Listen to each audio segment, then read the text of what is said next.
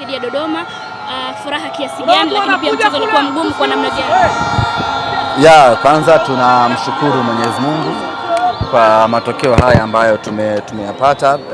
Ni matokeo ambayo tuliyahitaji sana na hatujayapata kwa takriban mechi mbili mtawalia, mechi dhidi ya Azam na mechi dhidi ya TRA.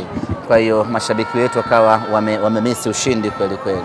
Leo hii ilikuwa ni mechi muhimu kwetu, kama ambavyo nilieleza jana, ni muhimu kushinda mchezo huu wa leo. Kwanza tunahitaji kufuzu kwenda hatua ya robo finali, kwa sababu tunahitaji ubingwa wa kombe hili, lakini vile kama haitoshi, tulihitaji kushinda mchezo huu ili kukomesha mazoea sisi na Dodoma Jiji.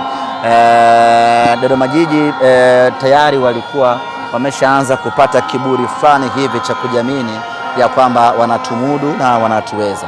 Kwa hiyo mechi leo ilikuwa ni mechi mahususi ya kuwakomesha Dodoma Jiji na kuwakumbusha ya kwamba nyinyi mtabaki kuwa ni Dodoma Jiji na sisi tabaki tukuwa ni Simba Sports Club.